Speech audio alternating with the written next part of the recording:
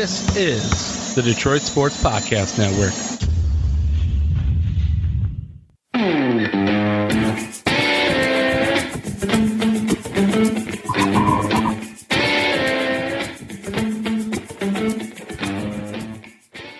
Thanks, everybody, for downloading the latest edition of Wanna Bet. I am the Doc, John Macaroon, joining me, my guy Phil, here today to break down great plays that you got to make this weekend. Get your bankroll up. Phil's talking poker, all things in regards to gambling. Dude has his eye on odds, has a way of looking at things that will help you guys build your bankroll. Man, cuz, did you get a chance to watch the Michigan State game? I predicted on the podcast that it was going to be a game that played out the way it did in regards to Michigan pulling away, but I didn't think that, in terms of the spread, I didn't think that Michigan was going to actually cover.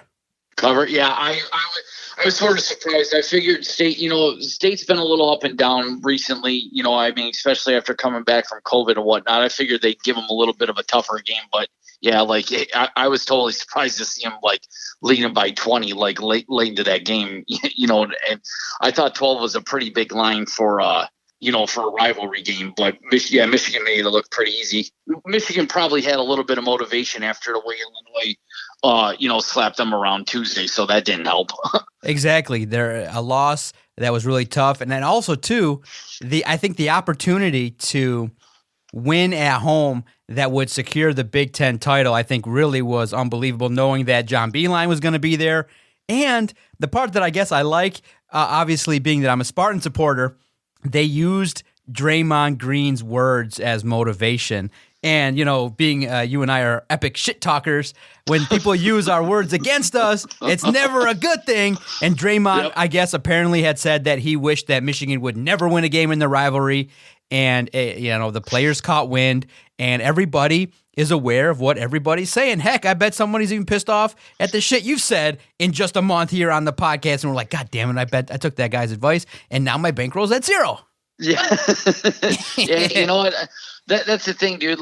Unfortunately, all I'm going to do is I'm going to try to take a look at things and do the best I can, but once again, all these situations, they're all fluid. You gotta watch the game flow. Nothing's ever. It's funny. There's a group I'm in on Facebook, and everybody's looking for a lock. There are no locks, man. Look, Boston last night should have destroyed Toronto, especially after what the Pistons did to them on Wednesday night, and Boston had to scrape away to win that game late in the fourth quarter. Toronto literally had nobody. So what do you attribute that to? Is Boston that bad? It's completely possible. I think Brad Stevens might need to go, but there's no lock. Look at Tuesday night with the Lakers and the Sacramento Kings. No LeBron. Everybody would have thought that Sacramento pretty much handles them and wins that game fairly easily and covers the 4. Lakers were in the whole game, right? So there's no lock, man. You gotta try and do your best to avoid any kind of variance. Now, I do have a beef with Facebook groups and people posting bets, okay? Now, I'm not being a betting snob. I'm not being somebody that's really hypercritical. But I'm not interested in your 15-team parlay that you bet 8 cents on. Okay? If you're gonna win $7, please keep that shit on your phone because it's embarrassing. Okay? Well, I think, listen, hear me out. I think the minimum, we should establish a minimum that you should post. And I think it has to at least start with a basement of $5 to $10. If you take a dollar bet and you win over 3 figures, okay, we can talk about the dollar bet, but I don't care if you bet 18 cents and tried to win 643. Okay, don't post that shit because I think the average asshole like me is like, dude, your broke ass is trying to bet 18 cents to win. Stop that shit. It's embarrassing. Don't do that. Well, a lot of it though is I think a lot of it's everybody just wants to sort of feel important and whatnot. Now I'll give you another example.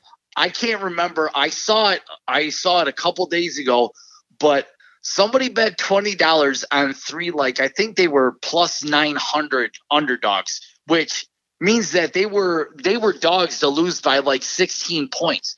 And he bet them on the money line, and they all won. So he won like $14,000, okay, for $20. Wow. Which is pretty cool. But up in the right corner, it shows that his account was at like 11 grand. So where did the $3,000 go magically that he won't want? Like, it's already gone? Like, you know what I mean? See? Like, exactly. Probably right away. He probably hedged or did some more betting and things like that. So it's funny what people are posting and the people begging for locks. And we talked about one of the first rules, which is don't hate on people who give advice. The second rule has to be, what's the number that you think is fair? Is it $5? Or you're like, yeah, if you win a huge parlay, of course, share it. Of course, if you take $1 and win 100, okay, that's fine. But what I'm talking about is those that are willing to share their 18-cent bet with a parlay that's going to secure them $7.43. It's like, bro, that does not need to be shared. Share the win, cut out the amounts. There's a secret. You don't have to tell us that you bet 40 cents, okay? If that's your threshold of what you're pushing to bet, crop that shit out. I think that's the threshold. Has to be $100 win before you post it, and don't bet and don't share online in big forums. These forums are viewed. You see it, I see it. Millions of people see these things. You can't be telling us that you're betting 25 cents, man. Nobody cares. Yeah, like, I mean, they genuinely really don't care, dude. It's like, but you know what? Everybody just wants that feeling of, hey, like, look at me, you know. Now, personally, the older I get, I don't want anybody knowing how much money I got or what's in my bankroll, because I see that as the other side. Like, you know, that creates envy, and nothing good ever comes when people are envious. You know what I mean? Okay, I can see that as well, but it's also one of those things where I think there has to be some standard here, because we want to have a Facebook group that's thriving. We don't want to have a Facebook group full of people betting quarters. You want it to be informational and educational. Like, you know, there are a couple guys, and they do some really good jobs of, like, you know, having a breakdown to like the pace and some other statistics, you know, especially for college basketball, which is sweet, you know what I mean? Because that's really informative. You can try and make some pretty good decisions. They keep updates on the lines, the overall record, against the spread, over unders, etc. So I mean, those are good things that you can go ahead and use, and then, like, you know, you can make some other decisions, which I have. I've made some decisions based off of that, plus some other information. I really try and keep an eye on recent trends, like within the past like 5 games or so, and then I also try and take a look at if the teams what occurred in recent meetings with the teams. So I mean, to each his own, but you want to try and like keep it as educational as possible, especially if you're trying to you know eke out a profit and whatnot. Yeah, I'm going to look here at OddsShark to see what the line is for Michigan and Michigan State on Sunday. What do you think it opens at?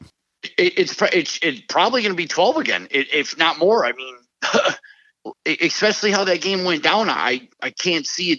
I can't see the line actually going down any. So I'm on Fox Bet right now because of poker. I'm in Poker Stars right now. I'm trying to see if I can get there. But do you think 12 was the right number to set for the first game? It might have been. You know what? You could have argued could have went up to 14.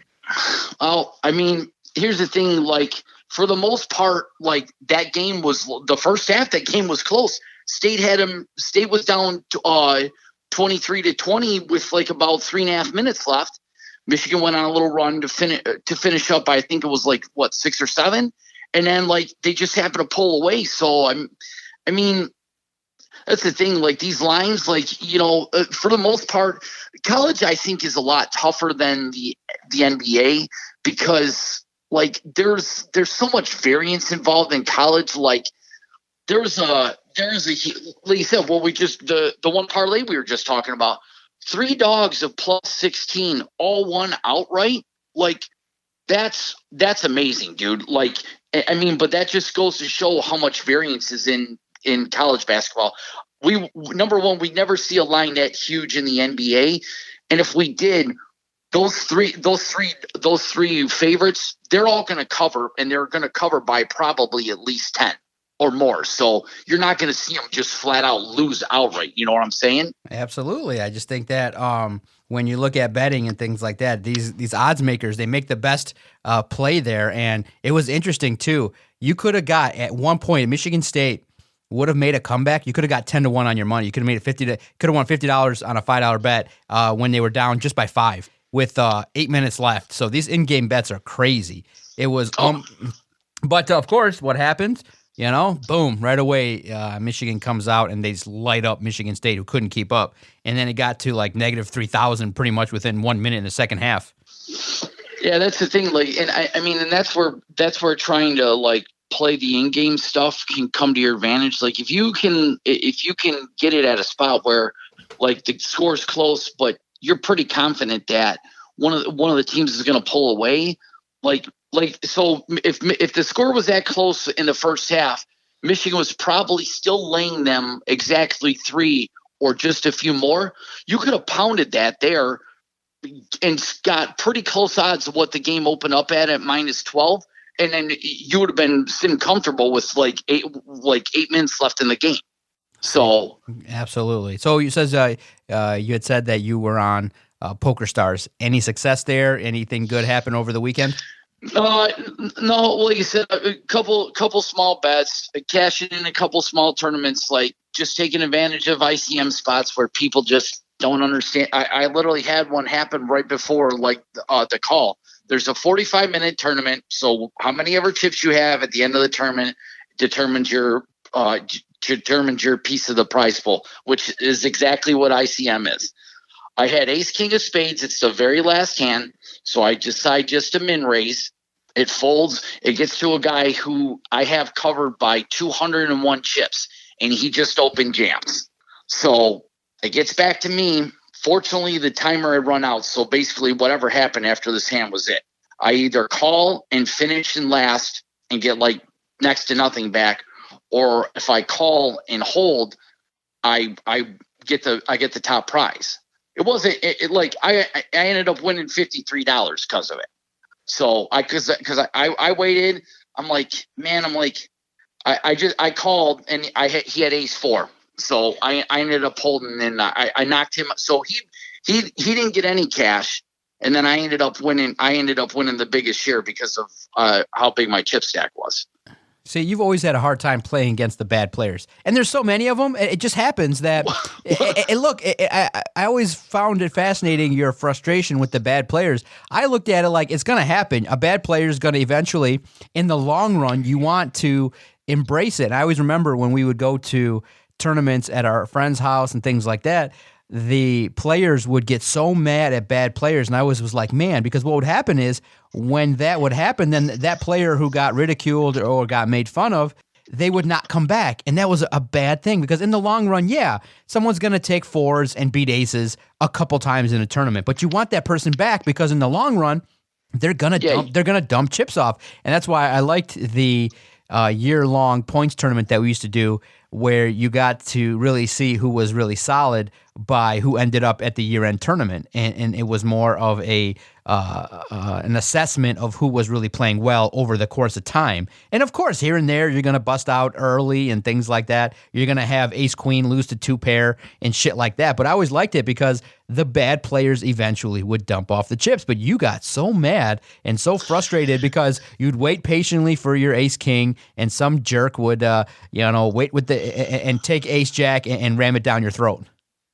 Yeah, and like I'm still trying to, because here's the thing, like especially like now last week I ran brutally, like you said, and once again I'm trying to like do the right thing and just keep my bankroll in, keep it in check. I'm not trying to do too much where it's going to create some variance. And like you said, I literally ran last week. I ran brutally bad and like just kept getting like in spots where. Like I started to think, I'm like, am I making the right play? Like I even in that tournament, it was a limp pot, and there's a limp from the cutoff. I'm in the big blind, the small blind, the small blind completed, and I just checked.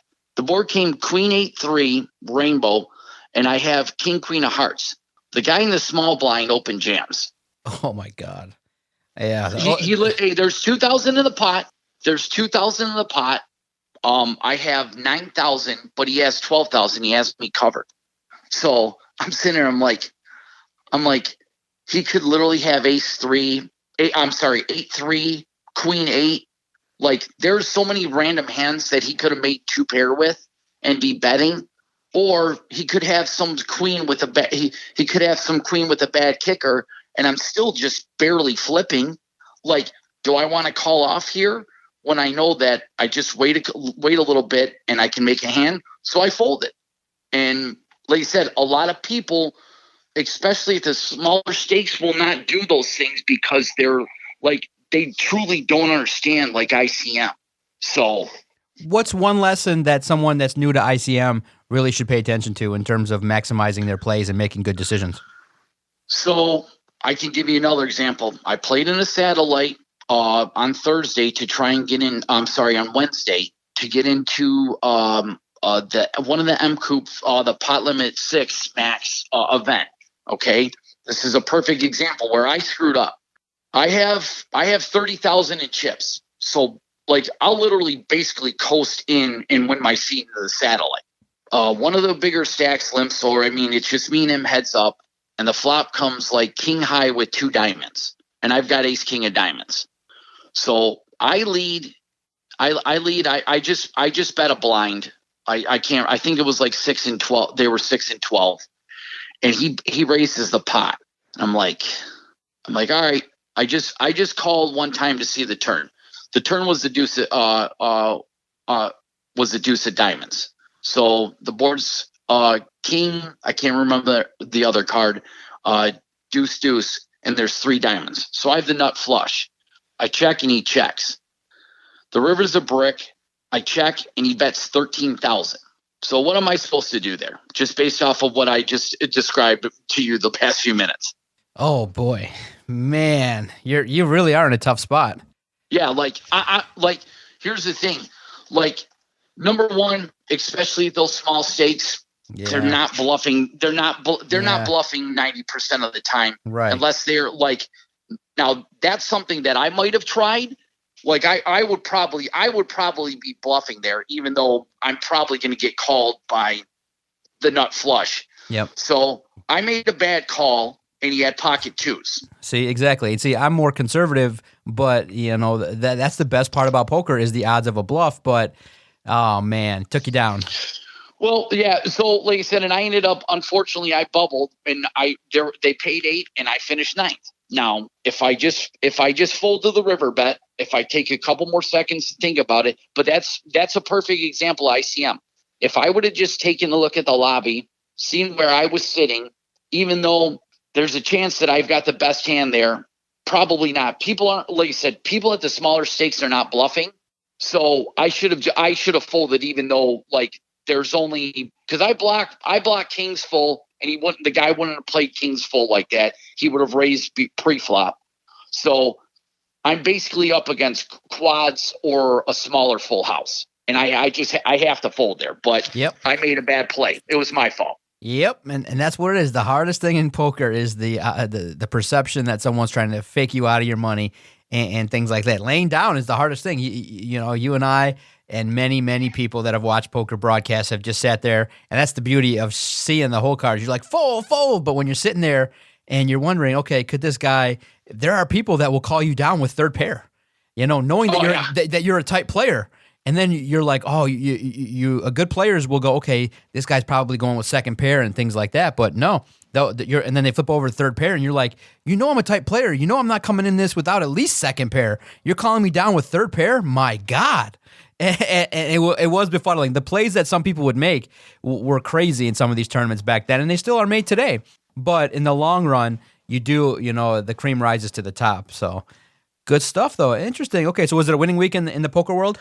Yeah, no, I'm about even, like you said, up and down, especially with the tournaments are a little hard, you know, just because of the amount of variance and whatnot. So, like you said, I'm pretty much basically even. The big events on Sunday, I'm going to try and see if I can satellite into the little one, like because it's $50, but the $300 events that day too. So, I mean, Like I said, I'd like to at least satellite into one because the play. I'll be honest. I don't know if you've gone on there, and I'm wondering if any of the listeners. I'm sure some of the listeners have, but the play has been what we saw back in the day. It's been pretty poor, especially at the lower limits. Now, I haven't gotten a chance to play at any of the bigger games yet, just because of my bankroll. But I'm assuming that the play's probably not that much better. So, what's the buy-in for the main event? It's $300. Well, that's not bad at all. So, yeah, and you know what? To be honest with you, the structure's pretty good. Let me double check that real quick. I believe the structure's like you get 100,000 chips. Go up every hour. Every half hour? No. Well, no, it's every 15 minutes. But I mean, online, like that's not like. You still see a lot of hands. Yeah, you still see a lot of hands. Yeah, like you said, you get 100,000 in chips. Blinds are 15 minutes, and then the blinds start out at 400 and 800. So what's that? That's like 125 big blinds to start. Okay, not bad. So not bad. Yeah, like you said, I would consider that a pretty decent structure for, especially for online. And the same thing with the mini event. You get 50,000. They start out at 2.4. So okay, before we talk about Phil's great plays for this weekend, Friday, Saturday, Sunday, want to thank everybody who subscribed. To subscribe to Wanna Bet or any of the other podcasts on the Detroit Sports Podcast Network, all you got to do is go to your favorite place that you listen to podcasts. We're everywhere. Spotify, Apple Podcasts, TuneIn, iHeart, anywhere that you listen to podcasts. You just type in Detroit Sports Podcast, and when you hit subscribe, our daily content will find you. And right now we're dropping shows from Tuesday to Saturday every single day, covering Michigan sports, all Detroit sports, gambling, got a Michigan-specific podcast. So make sure you don't miss out. We've been going strong since 2013. Wanna Bet drops each and every Friday where Phil gives his great tips and helps you to build your bankroll. That's most important is Phil's a guy that knows the numbers, he understands trends, and he's somebody that really will try his absolute best to get you where you need to go in the world of gambling. All right, let's start with college basketball. Anything pop out to you in terms of a value play, something that maybe somebody that has maybe a small to medium bankroll looking to build could take advantage of this weekend? I'll be honest, I'm sort of surprised. Eastern Michigan and Western Michigan, they're both not the greatest. They're not the greatest of teams, but Western Michigan's only -1.5. In Eastern's, they're pretty bad. I mean, to put it nicely. So that's a pretty good play right there. I was actually looking at the UFC again. Adesanya weighed in at 201 or 200.5, and Blachowicz weighed in right at the number. Adesanya is about as big as he's going to be, and Blachowicz, it's going to get up to probably 215, 220 after everything's said and done. I know Adesanya is a really good striker and whatnot, and he's pretty quick, but that's a pretty big weight disadvantage. And I mean, moving up from middleweight to light heavyweight's a pretty big deal. So I know there's a lot of boost on Adesanya to win. I don't like that, to be honest with you.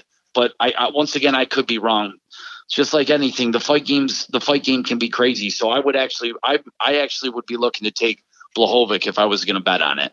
Do you think the UFC made a bad move by cutting Alistair Overeem? I mean, he was there when we first started. Hasn't really done a whole heck of a lot, but man, his fights were entertaining because either he would do the ass whooping or he was getting his ass whooped. I felt like it was a good betting play because if you just figured out kind of how he trained or what he was looking like, you could do some damage with Alistair Overeem. The problem was he got inconsistent and the losses piled up. Yeah, you know what? I think Dana's been, for the most part, I mean, look, he even did it to Chuck, and like Chuck's was one of his best buddies. Like there comes a point in time where unfortunately these guys like BJ Penn's one of my like favorite fighters of all time. And he was a great fighter there, but it gets to a point where the game passes you by, or you've been in it too long, where you've got to learn to stop. And unfortunately, these guys, it's all they know. They won't stop. So, you gotta, I mean, there's some other smaller organizations that'll take him on, but I mean, I don't see nothing wrong with it, especially what his record's been the last 5 or 6 fights. So it was funny. I was listening to the radio, and every day at 2:45 on 97.1, they give some betting advice, and I always laugh because one of the hosts was like, I got a good feeling about Oakland, and his co-hosts were dying laughing. They're like, bro, we're talking big league betting here. We're not trying to talk about betting the Horizon League. And the game went to overtime, and Oakland did cover indeed. He's like, look, I'm looking at the trends. They're like 26 and in the last 30 games, they were like 26-4 covering the spread. And he's like, I think they have a good chance. And of course, it went to overtime, hard stopping, but got lucky there. That was my bet of the week in terms of throwing down based on advice. I did kind of break even because the winnings I took and took a long shot on Michigan State, hoping maybe they would come back. So for me, it was kind of an even week. So fair in terms of like, okay, winning some bets, losing some bets, made a long play, hoping for maybe Michigan State to make a comeback. But I think I'm probably for the next one, if it is Michigan State plus 12, I think the safe play would be to bet Michigan State. It's going to be at home. They're going to be desperate. If Tom Izzo has anything to do with anything, they may not win, but I don't think they're going to get their ass spanked at home in a must-win game. I think they'll cover anything probably 10 or over. Yeah, like you said, anything more than 10. Like, I mean, once again, they had to go on the road, and even though there's not any fans, it still helps being at home. You feel more comfortable. But yeah, 12. If that line opens at more than 12, I think a lot of people might have to jump on it because like you said, I don't see them getting beat up on their home court, especially if like the streak to get in the tournament's still on the line. So, anything catch your attention in the NBA before we get out of here? Whoever Boston's playing right now, I just cannot believe with all that young talent how bad they are, and the fact that they cannot cover. Like they literally were at a point late in the fourth quarter where they were only up 2, and Toronto's literally got nobody. Fred Van Fleet's been out. He's been on fire. Siakam's out. Kyle Lowry has played out of his absolute mind the last 2 games because he's had no choice. I think he's got something like 34 assists in the last 2 games, which is crazy. Norman Powell's been playing great. But, I mean, Boston should not be as bad as they are. So I would be – if there's any chance to take a look at whoever's playing Boston, I would definitely be betting against Boston right now. Okay. And when do you say that, okay, do you take a couple losses if they don't cover or it doesn't work out, or do you say ride it out? Because I know some people are playing Utah. Utah's been really well against the spread, and a lot of people are definitely speaking your mind in your language in regards to Boston. But when do you say, okay, maybe I got to look to vary the trend there with them? You know what? If the streak gets to, and this once again, I'm going to bring in some of my mathematics here, regression to the mean. Okay, it means that so many outlying outcomes are going to happen, and then at a point, everything is going to come back down to it's going to regress back to normal. So if you see like Utah had that game against Philly on Monday night, and they basically had that in the bag. And then they ended up blowing it and losing outright in overtime. Okay, so once again they had run off. I don't know off the top of my head how many in a row they won, but there's a spot right there where regression of the mean kicks in. So you take a look at Boston, see how many games they've got, how many games they've lost against the spread. Keep an eye on it. Once it gets to 5 and 6, if they're not covering, that's when you take a look and maybe pause for a second and hold off or go against a trend. But like you said, there's so much stuff to take into account. So. All right. Look at that. Our time is up. Your dog knows that our broadcast time is up, that it's time to wrap it up. It's I get it. I understand completely. I appreciate your plays. Going forward, Phil will scour the landscape for the weekend, and he'll discover for us because he's got to help his boy out. I know he wants to hog all the money for himself, but he's got to help his boy get back to even and above in the gambling world. So going forward, Phil will have his 1 or 2 plays of the week that we can see how he does going forward. All right, Phil, good stuff. All right, buddy, be good.